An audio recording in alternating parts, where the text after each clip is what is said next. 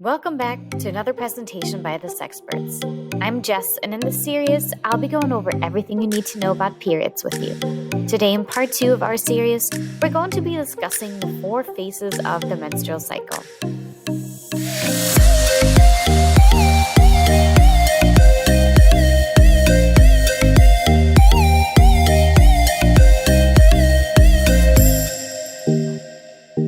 So what are the 4 phases?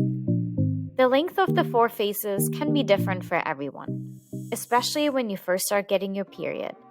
They can vary quite a bit, but will settle in later on. For adults altogether, most commonly refer to the menstrual cycle to be an average of 28 days long, but it truly can be anything between 21 and 35 days. This duration is divided into 4 phases and begins on the first day of your period when blood begins to come out of your vagina.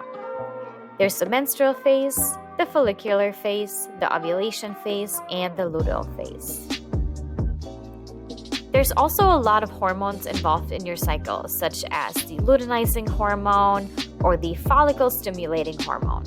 But no worries, we get that all of this can be a lot to learn at once. Today, we're going to give a basic introduction to the 4 phases.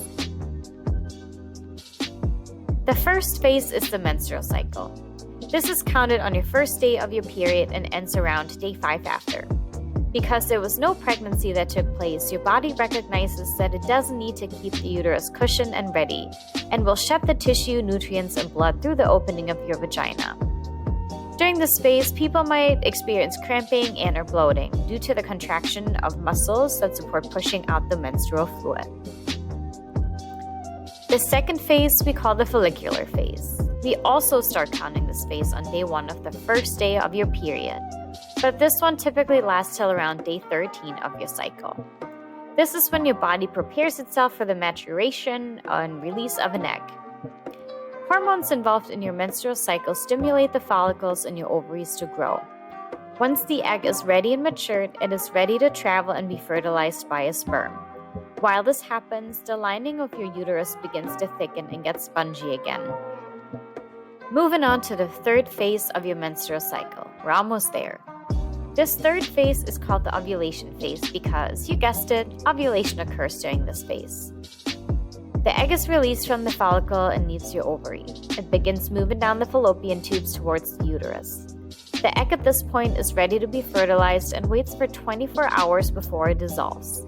Sperm can last up to 6 hours in the fallopian tubes. This means a person can get pregnant up to a week after having unprotected sex. Usually we say that ovulation happens on day 14 of your 28-day cycle. But again, everyone's cycle length can vary, which is why it's hard to predict the exact day that you are ovulating. So whether you're sexually active now or might be in the future, it's important to protect yourself always. Lastly, we're moving into the phase called the luteal phase. This one begins on day 15 of your cycle and lasts till the end. This is when the empty follicle where the egg once was and left from signals to your uterus to get ready for a possible fertilized egg, so possible pregnancy. This is the phase in which the breakdown of the uterine lining happens if there is no pregnancy. Once this happens, the tissue, nutrients, and blood flow out of your vagina, and you have your next period, and the next cycle begins. So now you know when we talk about your menstrual cycle, we talk about the first day of your last period to the first day of your next period. And to reiterate, cycles can be as short as 21 days or even longer than 35.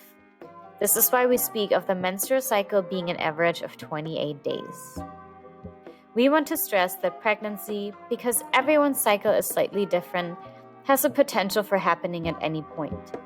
This is why you want to be cautious and conscious of it and use protection every single time.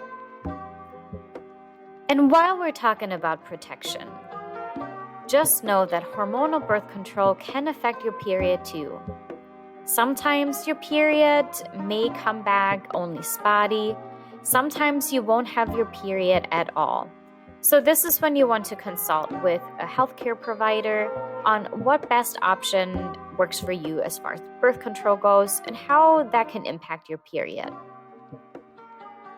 Because every phase can impact your body differently, so sometimes from feeling great and ready to take on the world to more emotional and maybe physically not so great. It's best to keep track of your period with a period tracking app. There are many out there, such as Spot On, that was created through Planned Parenthood. We'll be adding the link in the description of our video today for you. Quite fascinating to learn what's going on inside of our bodies, isn't it? And you heard us say this before, but the more you know about your own body, the better you can take care of yourself. Coming up, part 3, where we're going to chat about period products and how to use them. Would you like to know more?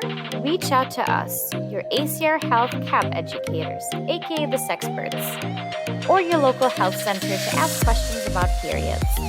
Be on the lookout for the rest of the series, where we'll be going through other topics related to periods. If you have any questions, please comment below or contact us on social media. Please like and subscribe for more videos on sexual and reproductive health. Thank you.